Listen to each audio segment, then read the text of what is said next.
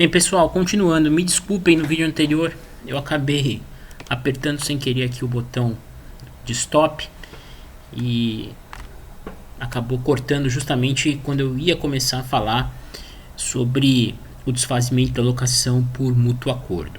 Então nós estávamos falando do artigo 9º, né, da Lei de Locações, que prevê outras 4 hipóteses de desfazimento desse tipo de avença, né? Outros 4 motivos que podem render ensejo à propositura de uma ação de despejo.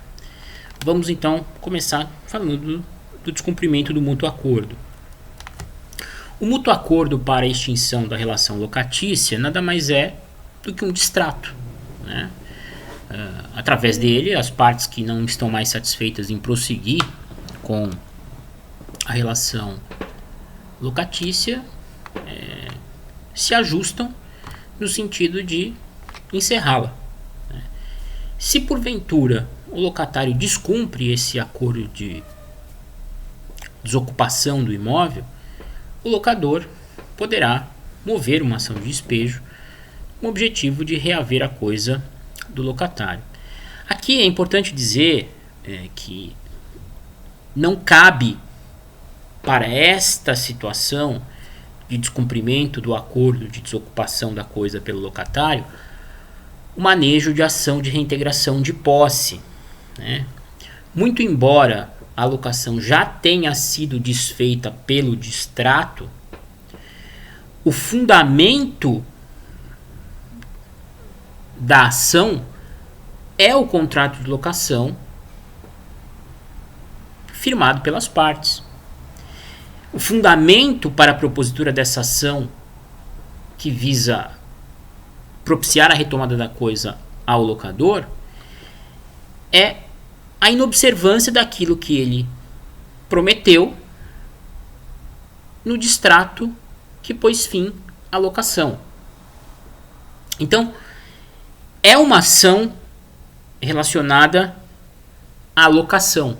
E sendo ação relacionada à locação, seja qual for o motivo do término do contrato, a medida judicial a ser proposta para possibilitar a recuperação da coisa pelo locador é a ação de despejo. Então aqui não se trata de reintegração de posse, mas sim de ação de despejo. Havendo descumprimento do acordo de desocupação, que fique claro, o locatário continuará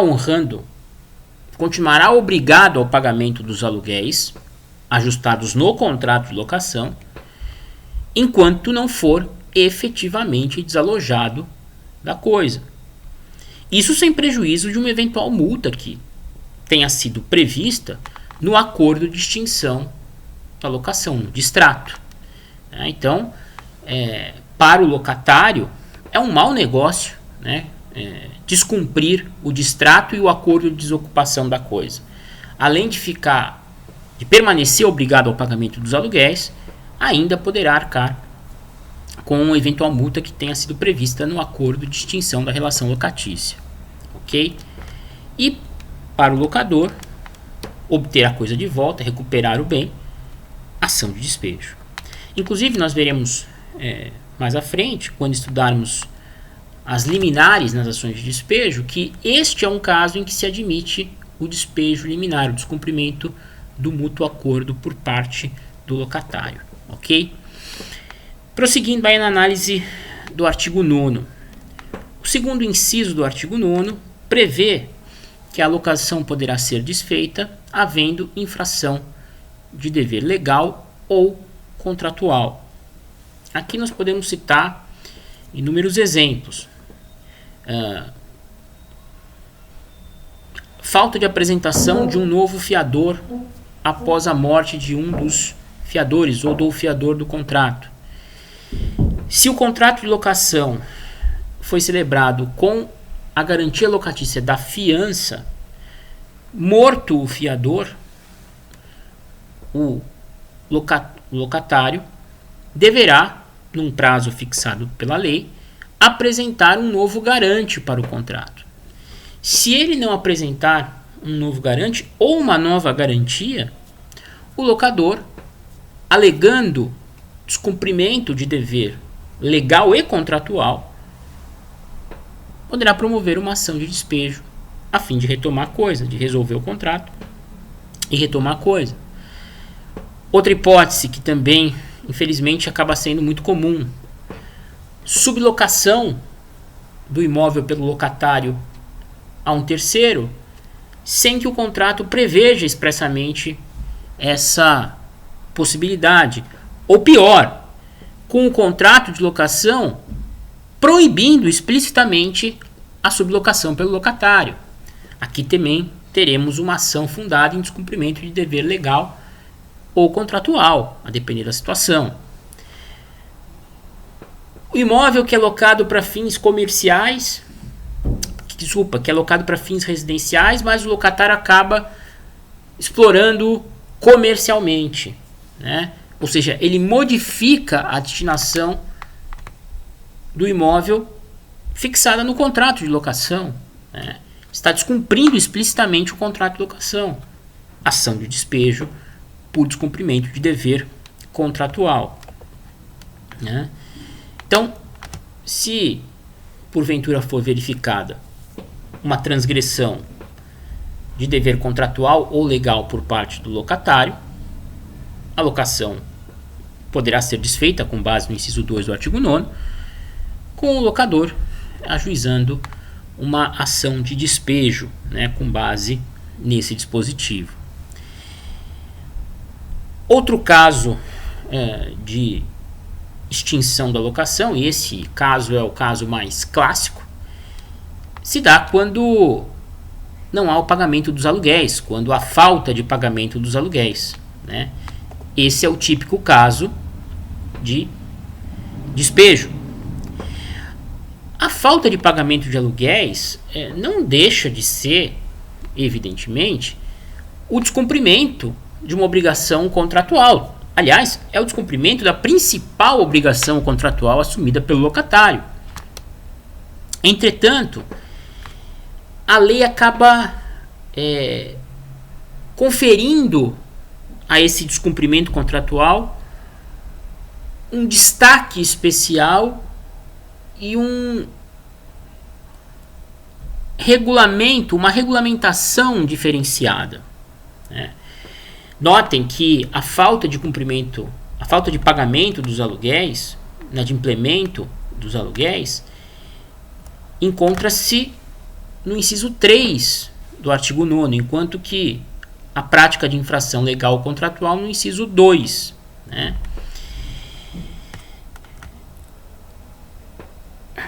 Pela sua importância, no entanto, o descumprimento desse dever do contrato assumido pelo locatário, do pagamento dos aluguéis, acaba recebendo um tratamento diferenciado.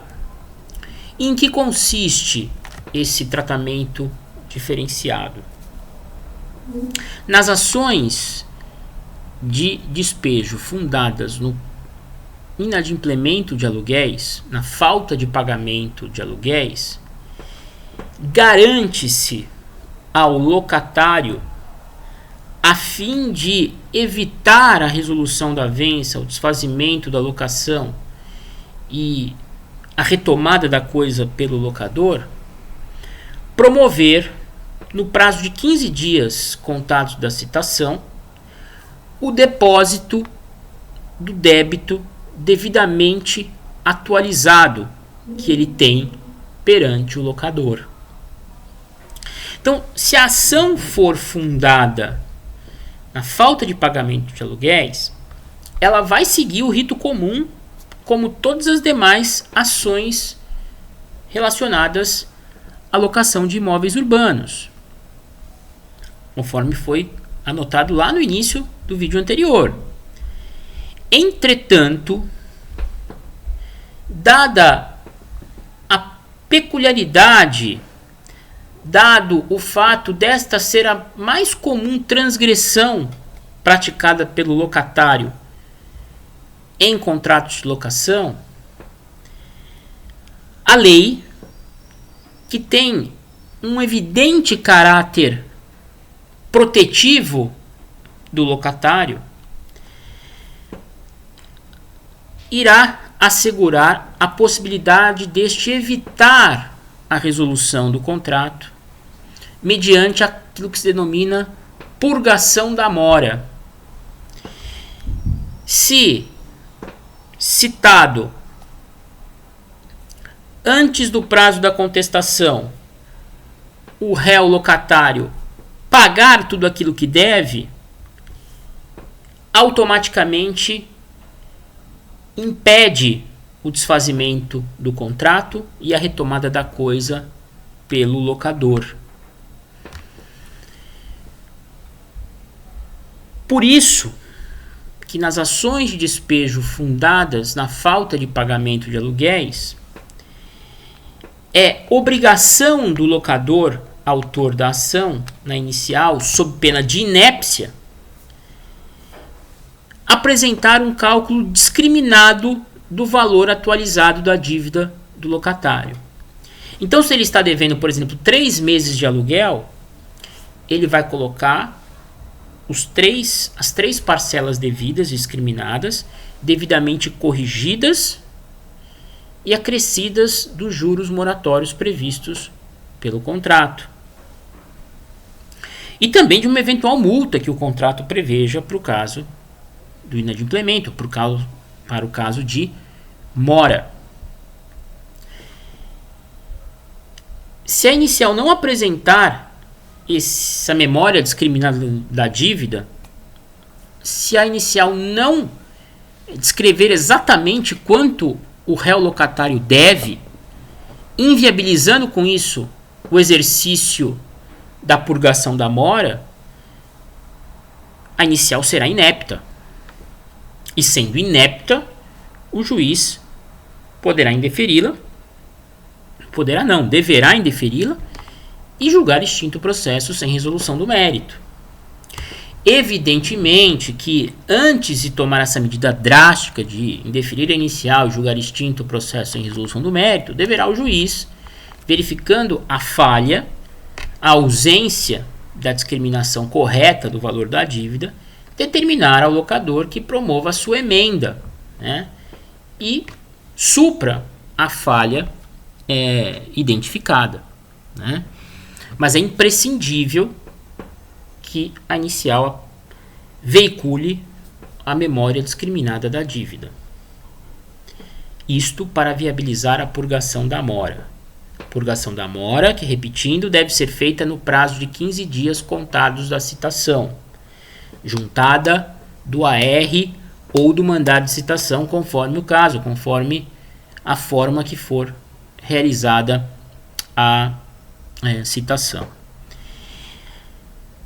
Esse depósito que o réu locatário poderá fazer a fim de eliminar a possibilidade de resolução do contrato e retomada da coisa pelo locador, deverá compreender, segundo o artigo 62 da Lei de Locações, o valor dos aluguéis e acessórios à locação vencidos até a data do depósito. Então, se porventura o réu, além de ter deixado de pagar 3 meses de aluguéis, também deixou de pagar o IPTU, né, do imóvel, obrigação por ele assumida no contrato, as contas de consumo de água, de luz, de responsabilidade dele, vai ter que fazer um depósito que compreenda tanto os aluguéis quanto os acessórios eventualmente inadimplidos, até a data em que fizer o depósito. Vai ter que pagar todas as multas e juros incidentes em decorrência da mora, que estejam evidentemente previstos no contrato, e ainda deverá reembolsar as custas processuais adiantadas pelo locador no momento da propositura da ação, mais honorários advocatícios calculados em 10% do valor da dívida, salvo se houver outro percentual previsto no contrato. Às vezes o contrato pode prever até 20%. Então, deve ser, como vocês podem notar, um depósito amplo, um depósito que abarque tudo aquilo que o réu está devendo e reembolse todos os custos que o locador teve para promover a cobrança. Afinal, ele teve que ajuizar uma ação de despejo, ele teve que contratar advogado, ele teve que pagar custas. Enfim, tem que ser uma purgação completa de tudo que o réu está devendo e que obrigou o autor a gastar para promover a demanda a fim de recuperar a coisa ou, como no caso, receber aquilo que lhe era devido. Ok? Agora, a lei é muito clara em relação a um aspecto, 62, parágrafo único. A emenda da mora, essa possibilidade do locatário evitar a resolução do contrato pela falta de pagamento dos aluguéis e a recuperação da coisa pelo locador, ela só pode ser exercida uma vez dentro de 24 meses. Vamos ler aqui o parágrafo único do 62 da lei. Não se admitirá a emenda da mora se o locatário já houver utilizado essa faculdade nos 24 meses anteriores, imediatamente anteriores à propositura da ação. Então, se porventura ele já ficou inadimplente, o locador já teve que promover uma ação, e nessa ação a locação só não foi resolvida em função da emenda da purgação da mora, se nos 24 meses seguintes ele ficar novamente inadimplente e o locador for obrigado a ingressar com uma nova ação de despejo para reaver a coisa, em função da dívida, não vai se admitir que ele utilize novamente da prerrogativa de purgação da mora.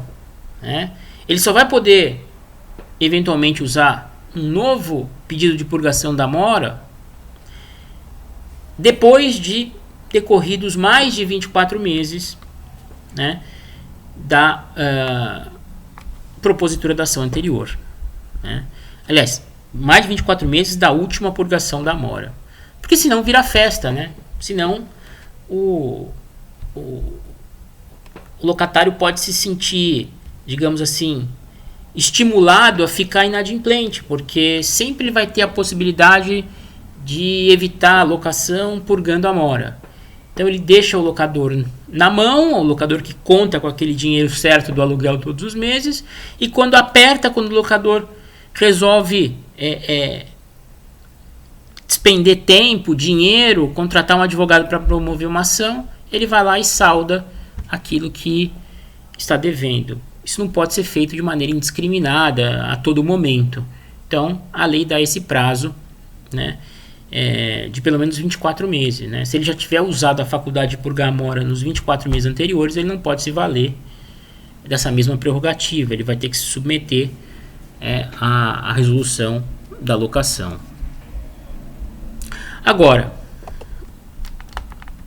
surgem uma série de questões aí relacionadas à ação de despejo por falta de pagamento, que me parece que é conveniente nós abordarmos já agora, nesse momento. Como vimos, está no artigo 62, depois eu recomendo que vocês deem uma lida. A purgação da mora deve ocorrer no prazo de 15 dias posteriores à citação. A contagem desse prazo de 15 dias inicia-se a partir do momento em que ocorre a juntada nos autos do AR da carta de citação ou do mandado de citação com a certidão positiva do oficial de justiça. Notem que o prazo para a purgação da mora coincide com o prazo, muitas vezes, de citação. Desculpa, de contestação. E isso pode causar alguma confusão, alguns questionamentos. O principal é a emenda da mora, o sujeito que faz o pagamento do valor da dívida do locador. nesses 15 dias subsequentes à citação, pode contestar? A emenda da mora, a purgação da mora é incompatível com o desejo de contestar? Ou ele pode, ao mesmo tempo, purgar a mora, fazer um depósito do valor devido para evitar que a locação seja desfeita e, ao mesmo tempo, discutir alguma das verbas que são cobradas pelo locador. Depois de alguma discussão nos tribunais, o STJ pacificou a questão, né? Não há possibilidade de contestação se houver purgação da mora. São procedimentos incompatíveis entre si, né? Se, porventura, o locatário citado opta por purgar a mora, ele não poderá oferecer contestação. A purgação da mora implica numa espécie de confissão de que a dívida existe. A dívida pode até não ser exatamente aquela que o locador aponta, mas a dívida existe. Se não existisse a dívida, não haveria por que haver a purgação da mora. Então, esse é um primeiro ponto que eu gostaria que ficasse claro. Purgar a mora inviabiliza o oferecimento de contestação no momento futuro pelo réu. Eventualmente, o locador, diante da purgação da mora feita pelo locatário, pode não concordar com o valor do depósito. Uma vez efetuado o depósito da purga da mora nos 15 dias subsequentes à citação, o locador evidentemente vai ter que ser intimado para se manifestar a respeito do depósito. Se o locador entender que o valor depositado não corresponde à integralidade da dívida, evidentemente apontando onde está a diferença, o juiz possibilitará ao locatário a possibilidade de complementar o depósito no prazo de 10 dias. Intimação pode ser feita na pessoa do advogado do locatário. Se porventura o locatário não complementar o depósito, o processo, segundo o artigo 62, inciso 4, seguirá pelo valor da diferença. Se a diferença for efetivamente confirmada, se o juiz verificar que de fato havia uma diferença entre o que deveria ter sido depositado e o que foi de fato depositado, a solução será a resolução do contrato e, por consequente, o despejo do locatário. Então, pessoal, é importante que o locatário e o seu advogado, especialmente, tenham bastante ciência das consequências que um eventual depósito incompleto pode lhes causar, né? Optando pela purgação da mora, eles deverão depositar exatamente aquilo que aquilo que a lei prevê, né? Os aluguéis e acessórios em atraso, com correção monetária, todas as multas e penalidades contratuais, além dos encargos moratórios, das custas e honorários de advogado, né? Conforme prevê lá o artigo 62, inciso 2, né? Se o depósito está incorreto, o juiz ainda, ouvindo o locador, ainda permite a possibilidade de uma complementação, de uma integralização. Nesse momento, se o sujeito, advogado do locatário, não tem certeza de que aquele valor inicialmente depositado é o correto, ele vislumbra alguma razão na reclamação do locador, a melhor alternativa será a complementação. Porque se não houver complementação, o locatário estará assumindo o risco de ter o contrato resolvido e o despejo decretado. Porque não haverá contestação. Haverá pura e simplesmente o exame pelo juiz, né, do depósito que foi feito. O juiz vai verificar, bom, ele depositou, o locador contestou, ele não quis complementar, deixa eu verificar se esse depósito está correto. Se o juiz falar, ok, está correto, a ação é extinta pela purgação da mora e o locatário continua no imóvel. Se porventura não está correto, não estiver correto o depósito feito pelo locatário e o juiz assim o constatar, vai decretar a resolução do contrato e o consequente despejo do locatário. Então é bom que o locatário esteja esperto, é bom que o locatário tenha certeza do que está fazendo, né? Se porventura a divergência entre o cálculo que foi feito pelo locador e o cálculo que foi feito pelo locatário para a purga da mora for assim de difícil esclarecimento, se o juiz realmente ficar em dúvida a respeito da suficiência do depósito feito pelo locatário, ficar em dúvida sobre o atendimento de todos os itens citados no inciso 2 do 62 que o depósito deve cumprir, o juiz poderá eventualmente marcar uma perícia ou determinar a ida dos autos ao contador, né? Enquanto o processo estiver em curso, também é bom que se diga, o locatário fica obrigado ao pagamento dos aluguéis que forem se vencendo ao longo do processo, né? Então ele faz aquele depósito inicial de purga da mora.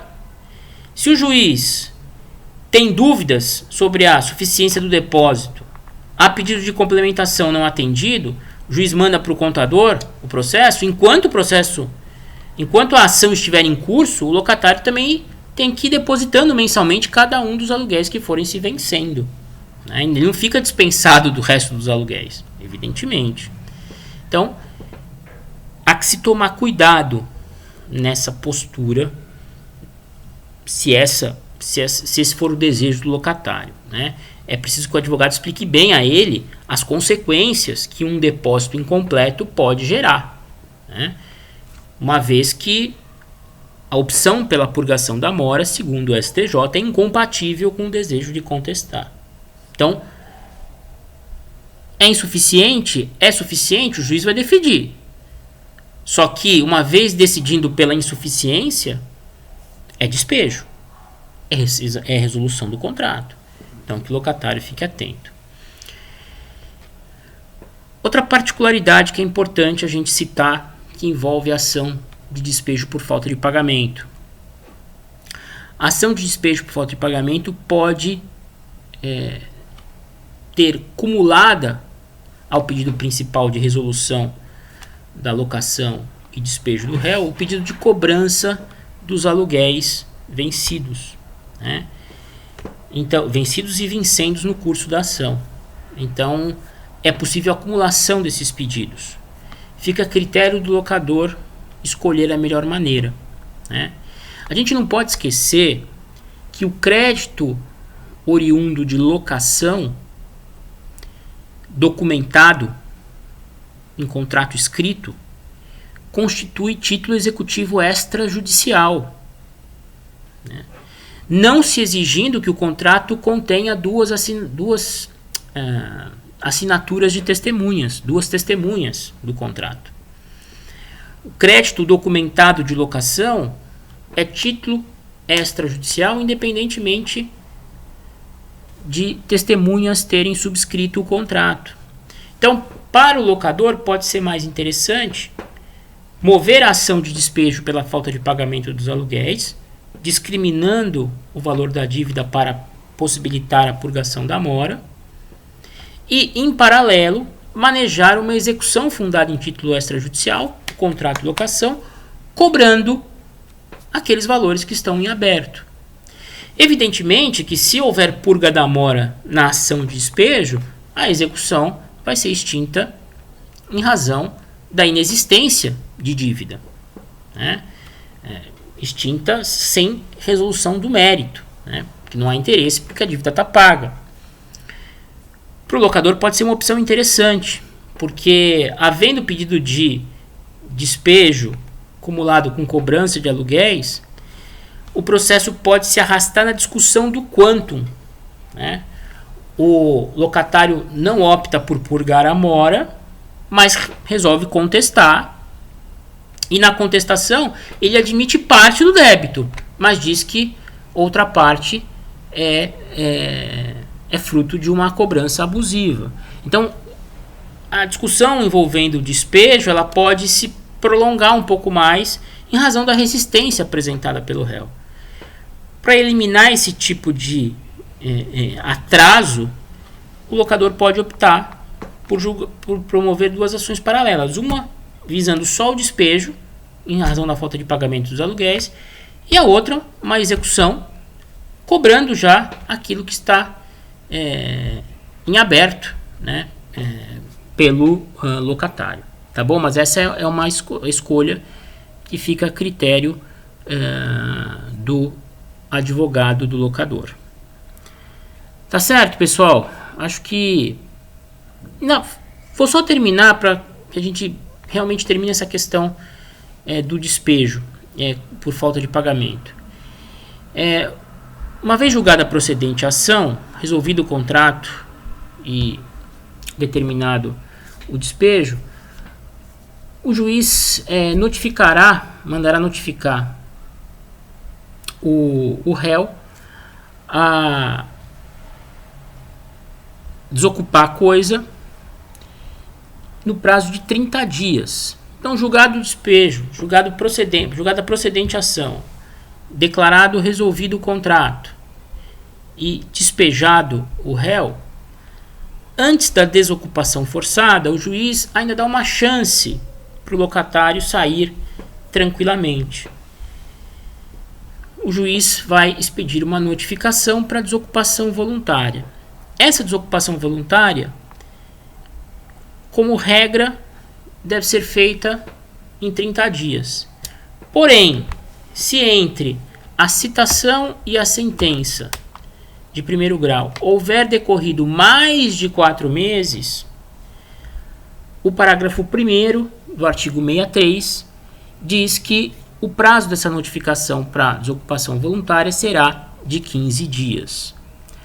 Apenas quando não for desocupado voluntariamente o imóvel, quando o réu não atender essas notificações de 30 ou 15 dias, a depender do caso, é que vai ser expedido o mandado de despejo para desocupação forçada do bem.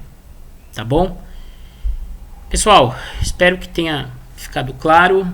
Ainda temos algumas outras causas de extinção da locação para examinar na próxima aula, depois da prova, né? E fazer alguns comentários importantes a respeito das liminares nas ações de despejo, né? Que é um assunto que também tem bastante relevância aí na prática. Tá bom? Próxima aula, prova, depois continuamos. Um abraço.